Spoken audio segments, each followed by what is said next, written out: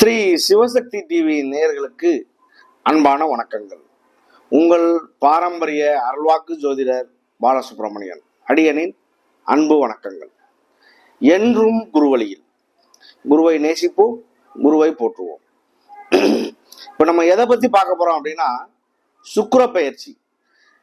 நம்ம சுக்கிர பெயர்ச்சியா இருக்கட்டும், இந்த கிரகங்களுடைய அடிப்படையில எல்லா கிரகத்தினுடைய அடிப்படையில எல்லா பெயர்ச்சியுமே நம்ம வரிசையா பார்த்துக்கிட்டு வந்துட்டு இருக்கோம். இப்ப இந்த மாசம் பாத்தீங்க அப்படின்னா ஆவணி மாசம் 8ஆம் தேதி தமிழுக்கு, ஆங்கிலத்துல பாத்தீங்க அப்படின்னா 24/8/2024 சனிக்கிழமை பின் இரவு பெயர்ச்சி ஆகிறார். அதாவது சூரியோதயத்துல 48 நாளையோ 50 நாளையோ பக்கம் கழிச்சுதான் அவர் பெயர்ச்சி ஆகிறார். அவர் பெயர்ச்சி ஆகி அதாவது சிம்ம ராசியில இருந்து கன்னி ராசிக்கு பெயர்ச்சி ஆகிறார். சிம்ம ராசியிலிருந்து கன்னிராசிக்கு பயிற்சி ஆகி 11/9/2024 9வது மாசம் 11ஆம் தேதி வரைக்குமே அவர் அங்கே இருக்கார்.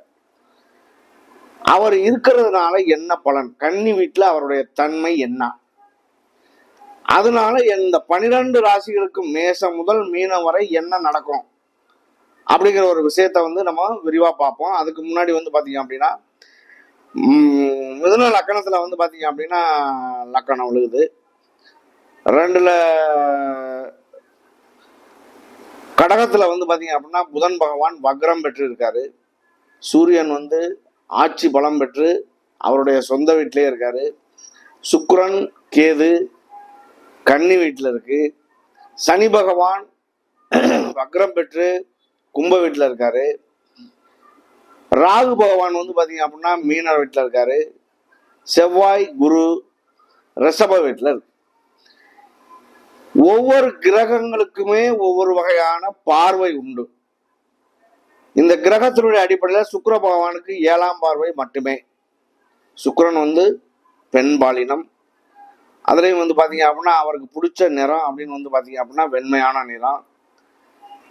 அதுல இந்த 12 ராசிகளுக்குமே எப்படிப்பட்ட பலனை கொடுக்க போறாரு அப்படிங்கிற ஒரு விஷயத்த நம்ம விரிவா பார்த்துருவோம். அன்பார்ந்த கன்னி ராசி அன்பர்களே, இந்த கன்னி ராசி அப்படின்னாலே ஒரு கவர்ச்சி தன் அறியாம வரும்.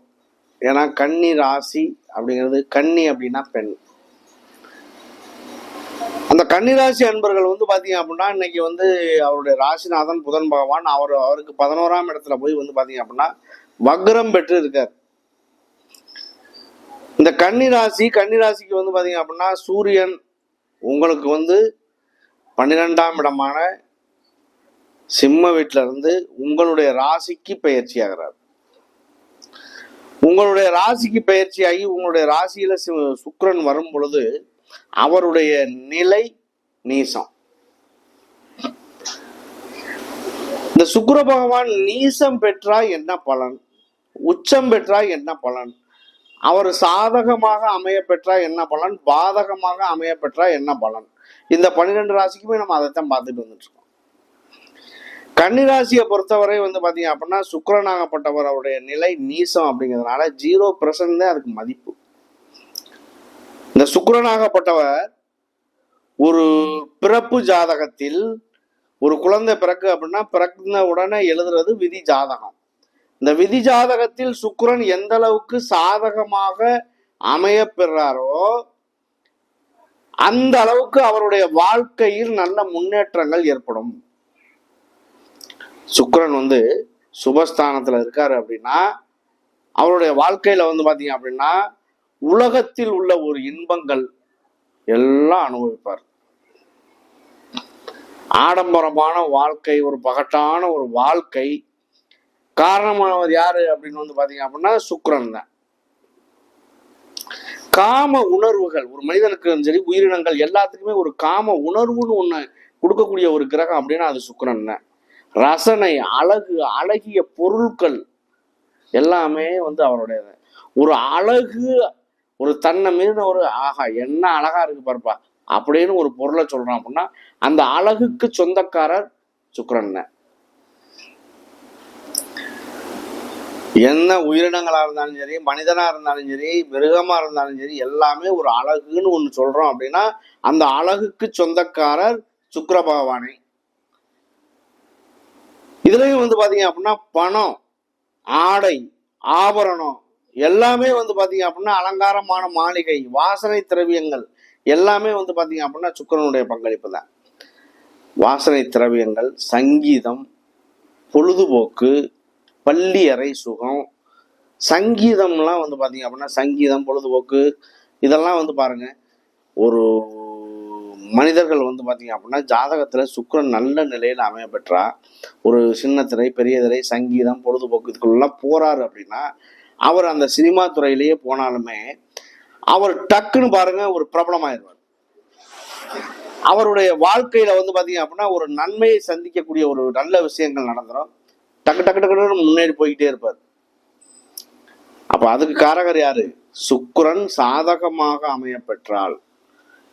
அப்ப இவரை பொறுத்தளவுக்கு வந்து பாத்தீங்க அப்படின்னா பள்ளி அறை சுகம், ராஜபோக வாழ்வு, அலங்காரமான மாளிகை, வசிப்பிடங்கள், வாகன யோகங்கள், இருக்கக்கூடிய இடத்துல ஒரு நல்ல வீடா, பெரிய வீடா, அலங்காரமான மாளிகையா கட்டுறாரு அப்படின்னா அதுக்கு சொந்தக்காரர் அழகுபடுத்துறதுக்கானது. ரசிச்சு ரசிச்சு வீடு கட்டுவாங்க, இப்படி பண்ணணும் அப்படி பண்ணணும் ரசிச்சு கட்டுவாங்க. அந்த ரசனைக்கு சொந்தக்காரர் சுக்கிரன். அப்ப இதை பொறுத்தளவுக்கு வந்து பாத்தீங்க அப்படின்னாக்க ஒரு மனிதனே இருக்கா அப்படின்னா அந்த மனிதனுக்கு வந்து பாத்தீங்க அப்படின்னா ஒரு ஜாதகருக்கு வந்து ஆணாக இருந்தால் சுக்கிலம், பெண்ணாக இருந்தால் சுரோனிதம். இது ரெண்டுமே வந்து பாத்தீங்க அப்படின்னா கரு உற்பத்திக்கு தேவையான சுக்கிலம், சுரோனிதம். ஒருவருக்கு கரு உற்பத்தி, ஒரு இல்லற வாழ்க்கை, அதுல சந்தோஷம் அடைகிறாங்க அப்படின்னா சுக்கிரன் வந்து அஸ்தமனமோ, வக்ரமோ, நீசமோ, திதி சூரியத்துக்குள்ளே அகப்படக்கூடாது. அப்படி அகப்படுறாரு அப்படின்னா வாழ்க்கையில ஏதோ ஒரு வகையில ஒரு கஷ்ட சூழ்நிலையை சந்திக்க வேண்டிய நிலை வந்துடும். அப்ப அவங்களை பொறுத்தளவுக்கு என்ன பண்ணணும் அப்படின்னா சுக்கிரன் நல்ல நிலையில இருக்காரு அப்படின்னா வாழ்க்கையில் சுகபோகமான ஒரு வாழ்வை சந்திக்க நேரிடும். எந்த விதமான குறைபாடு இல்லை. ஒரு மனிதன் ஆரம்ப காலத்தில் பிறப்பு முதல் இறப்பு வரை, அந்திம காலம் வரை அவருடைய வாழ்க்கையில் செல்வ செழிப்போடே வாழ்வார். அதுல எந்த விதமான மாற்றமும் இருக்காது. செல்வ செழிப்போடுனா சகல செல்வ செழிப்போடு, எந்த விதத்திலையும் பணம், காசு, வண்டி, வாகனம், வீடு, வாசல் எதுக்குமே குறைங்கிறது இருக்காது. அப்படிப்பட்ட ஒரு மனிதராக வாழக்கூடியது சுக்கிரன். சுக்கிரன் சாதகமாக அமைய பெற்று அவருடைய தசாபுத்தி காலங்கள் இருந்தா எந்த சொத்துமே இல்லை. ஒருத்தருக்கு வந்து எந்த அடிப்படையில எந்த சொத்துமே இல்லை. இவருக்கு வந்து சுக்கிரன் நல்ல சாதகமா அமைய பெற்றிருக்கு. லக்னாதிபதியோ ராசி அதிபதியோ அவருக்கு நல்லா இருந்தால் எந்த குறைபாடும் இல்லை. எத்தனை கெட்ட கிரகங்கள் அவரை பார்த்தாலும் ஒண்ணுமே பண்ணாத, அடிச்சு கிளப்பிட்டு போய்கிட்டே இருப்பாரு. அவர் சுய சம்பாத்தியமா சம்பாரிச்சு பெரிய லெவல்ல ஒரு ரீச் ஆயிடுவார். அதே சுக்கிரன் வந்து சாதகம் இல்லாம இருக்கு அப்படின்னா, பாதகமா இருக்கு, இந்த அஸ்தமனத்துக்குள்ள நீசம், வக்ரம் இந்த மாதிரி எல்லாம் இருக்கு அப்படின்னா ஏதோ ஒரு வகையில வாழ்நாள் ஃபுல்லா கஷ்டத்துங்கிற ஒரு விஷயத்த சந்திச்சுக்கிட்டே இருப்பார். எந்த சூழ்நிலையிலையும் ஒரு சூழ்நிலை பத்தாத சூழ்நிலையே ஓடிக்கிட்டு இருக்கும். அப்ப அவருடைய நிலை எப்படி இருக்கும்? மனநிலையும் சிறப்பா இருக்காது, உடல்நிலையும் சிறப்பா இருக்காது. எல்லாமே உடல்நிலை ஏதோ ஒரு வகையில பாதிக்கும். நீரழிவு நோயின்னு வரும், பால்வினை நோய்கள், இந்த மாதிரி பிரச்சனைகள், பல பிரச்சனைகளை சந்திக்க நேரிடும். சுக்கிரனும் செவ்வாய், சந்திரன் இந்த மாதிரி எல்லாம் இணைவு இருந்தால் அவர் வந்து பாருங்க ஒரு சரியான நிலையில இருக்க மாட்டார். ஒரு சில பிரச்சனைகள் அவருக்கு இருக்கும். இந்த காம உணர்வுகள், இச்சைகள் எல்லாமே வந்து பாத்தீங்க அப்படின்னா முறை தவறிய உறவுகள் கூட அவர்கிட்ட ஏற்படும். அப்படிப்பட்ட ஒரு இதை தரக்கூடியது விபரீதமா. ஒருவர் வந்து விபரீதமா அமைய பெற்றால் அவர் பல வகையில பல பிரச்சனைகளை சந்திக்க நேரிடும். சாதகமாக அமைய பெற்றால் நல்லது நடக்கும். அப்ப இதை பொறுத்தளவுக்கு வந்து பாத்தீங்க அப்படின்னா ஒருவருடைய ஜாதகத்தில் மனைவி எந்த சுபாவத்தில் வருவாள், நல்லவளா, கெட்டவளா, கோபக்காரியா, இந்த மாதிரி எல்லாம் நம்ம பார்க்கிறோம் அப்படின்னா அந்த மாதிரி பார்க்கக்கூடிய ஒரு தன்மை சுக்கிரனை அடிப்படையா வச்சு பார்த்து முடிச்சிடலாம். அதே மாதிரி பெண்களுக்குமே பார்க்கலாம். தப்பு கிடையாது. எப்படிப்பட்ட கணவர் வருவான்னு தெரிஞ்சுக்கலாம். நம்ம சுக்கிரனை பத்தி பேசிக்கிட்டு இருக்கோம். சுக்கிரனை பத்தி பேசுறதுனால அந்த சுக்கிரனை பத்தி மட்டும் சொல்றேன். நான் சொல்லக்கூடிய பலன்கள் எல்லாமே வந்து பாத்தீங்க அப்படின்னா இந்த 12 ராசிக்குமே பொதுவான பலன் மட்டுமே. அவர் இது எனக்கு தான் அது உனக்கு தான் அப்படிங்கறத எடுத்துக்க வேண்டிய அவசியம் இல்லை. உங்களுடைய விதி ஜாதகத்தில் என்ன அமைப்பு, நீங்க நல்லதா அனுபவிக்க பிறந்திருக்கீங்களா கெட்டதா அனுபவிக்க பிறந்திருக்கீங்களான்னு உங்க ஜாதகத்தை வச்சு நீங்க முடிவு பண்ணிக்கங்க. என் வாழ்க்கையில நல்லதே நடக்கல, எனக்கு எப்ப நல்லது நடக்கும், வாழ்நாள் ஃபுல்லாவே இப்படித்தான் இருக்குமான்னு கேட்டவங்களும் நம்மள்ட்ட உண்டு. நான் வாழ்க்கையில ஒரு சில பரிகாரங்கள் பண்ணிட்டு நான் நல்லா இருக்கேன் அப்படின்னு சொல்றவங்களும் உண்டு. உங்களுடைய ஜாதகத்தை பாருங்க, பார்த்து அதுல ஏதேனும் பரிகாரங்கள் செய்ய வேண்டியது இருந்துச்சு அப்படின்னா, ஒரு பெண் சாபமோ இல்ல பிரம்மகத்தி தோஷமோ இல்ல ராகுகேது தோஷமோ என்ன தோஷமா இருந்தாலும் அதை தெரிஞ்சுக்கிட்டோம் அப்படின்னா அதை சரி பண்றோம் அப்படின்னா ஒரு மாற்றங்கள் உருவாகும். திருமணத்தை பொறுத்த அளவுக்கு தடை தாமதம் பண்ணக்கூடியது ஒரு ராகுகேது தோஷம் இருக்கு அப்படின்னு சொல்லலாம். களத்திர தோஷம் இந்த மாதிரிலாம் இருக்கு. அப்போ இந்த மாதிரி தோஷங்கள் எல்லாமே நிவர்த்தி பண்ணும் பொழுது ஒரு வழி வாய்ப்புகள் கண்டிப்பா கிடைக்கும். ஒரு விஷயம் இருக்கு அப்படின்னா அதுக்கு ஒரு நிவர்த்தின்னு ஒண்ணு உண்டு, இல்லாம இல்லை. சரி, இதுல வந்து பாத்தீங்க அப்படின்னா ஒரு குழந்தை கடைசி குழந்தையா பிறக்குது ஒரு குடும்பத்துல அப்படின்னா அது வந்து பரணி பூரம் பூராடம் இதுல பிறக்குது அப்படின்னா அது வந்து குட்டி சுக்குரன்னு சொல்லுவோம். பல வகையில நஷ்டத்தை சந்திக்கும், பொன்பொருள் சேர்க்கை சேதமாகும், விரயமாகும். குட்டி சுக்குரன் குடிய கெடுக்குங்கிறது ஒரு பழமொழி, அப்படி சொல்லிடுவாங்க சுருக்கமா சொல்லணும் அப்படின்னா. அப்போ அவரை பொறுத்தளவுக்கு சுக்கிரன் வந்து நல்ல நிலையில இருக்கா கெட்ட நிலையில இருக்கா, இது ஒரு கேள்விக்குறி. அப்போ அவரவருடைய விதி ஜாதகம் தான். சரி, இதை பொறுத்தளவுக்கு வந்து பாத்தீங்க அப்படின்னா இந்த கன்னி ராசிக்கு ஒரு விடிவு காலம்னு ஒண்ணு உண்டு இல்லை. அதாவது உங்களுக்காக வந்து பாத்தீங்க அப்படின்னா 9ஆம் இடமான பாக்கியஸ்தானத்தில் இருந்து செவ்வாய் குருவோடு சேர்ந்து குருமங்கள யோகத்தோடு உங்களுடைய ராசியை வந்து கன்னி ராசியை 5ஆம் பார்வையா பாக்குறாரு.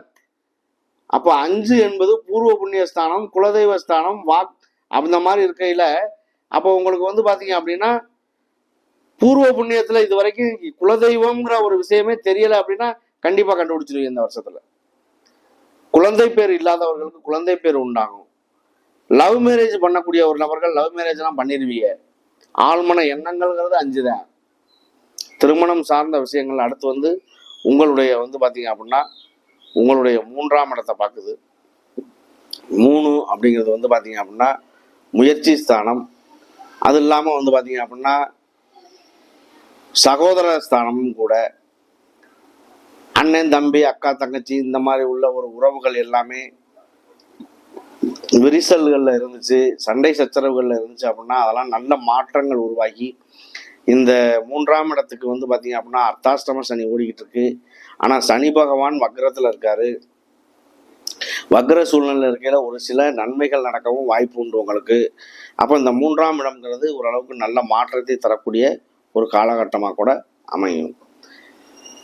உங்களுடைய 5ஆம் இடம் 5 அப்படிங்கிறது வந்து பாத்தீங்க அப்படின்னா பூர்வ புண்ணிய ஸ்தானம், குலதெய்வ ஸ்தானம் சொல்லி சொல்றோம். அந்த 5ஆம் இடத்தை 9ஆம் பார்வையா பார்க்கிறாரு. உருவாக்கப்பட்டவர் பார்த்தால் அவருடைய பார்க்கக்கூடிய பார்வை 5, 7, 9. அந்த எந்த இடத்துல இருக்காரோ அவர் இருக்கிற இடத்துல இருந்து 5, 7, 9 குரு பார்த்தால் கோடி நன்மை. அவருடைய பார்வை பட்டாலே தோஷமான இடம் கூட பறந்தோடிடும் தோஷமே அப்படின்னு சொல்லி சொல்றாங்க. அப்ப இது வந்து பாத்தீங்க அப்படின்னா இந்த தோஷமான இடத்த கூட குரு பகவான் பார்க்கும்போது தோஷம் கூட பறந்தோடிவிடும். வாழ்க்கையில வந்து பாத்தீங்க அப்படின்னா ஒரு சுகபோகமான ஒரு வாழ்க்கை என்பது எல்லோருக்கும் அமையறதில்லை. வாழ்க்கையில பணம் என்பது வந்து பாத்தீங்க அப்படின்னா இன்னைக்கு ரொம்ப அவசியமான ஒண்ணு ஆயிடுச்சு. அந்த பணம் என்பது யாரிடமாவது அதிகமா இருக்கு அப்படின்னா அவர்கிட்ட நல்ல நேரம் இருக்கு, சுக்கிரனுடைய நிலை இருக்கு, குருவனுடைய அனுக்கிரகம் இருக்கு, எல்லாமே உண்டு. அப்ப இதை பொறுத்தளவுக்கு முதல் நட்சத்திரம் உத்திர நட்சத்திரம் 3 பாதங்கள். அதுல இந்த 3 நட்சத்திரமுமே சூரியனுடைய நட்சத்திரம். அவர் ஆட்சி பலத்துல இருக்கிறதுனால உங்களுடைய வாழ்க்கையில நல்ல முன்னேற்றங்கள் ஏற்பட வாய்ப்பு உண்டு. அது இல்லாம வந்து பாத்தீங்க அப்படின்னா பதவி உயர்வு, சம்பள உயர்வு, வெளிநாடு வெளியூர் இந்த மாதிரி எல்லாம் வாழ்க்கை எல்லாம் நீடிக்கிறதுக்கான ஒரு வழி வாய்ப்புகள் உண்டு. உள்ளூர்ல வந்து ஒரு சம்பள குறைவு இருக்கு, வெளியூர்ல போனா சம்பாரிச்சிடலாம் அப்படின்னு நினைச்சு நீங்க போறீங்க அப்படின்னா கண்டிப்பாக அது நல்லதா மாறும். அடுத்து வந்து ஹஸ்த நட்சத்திரம். ஹஸ்த நட்சத்திரம்ங்கிறது வந்து பாத்தீங்க அப்படின்னா சந்திரனுடைய நட்சத்திரம். இந்த நட்சத்திரக்காரர்கள் எல்லாமே வந்து பாத்தீங்க அப்படின்னா அவங்களுடைய ஆசைகள் எல்லாமே வந்து பாருங்க ரொம்ப சுகபோகமா இருக்கும். ஒரு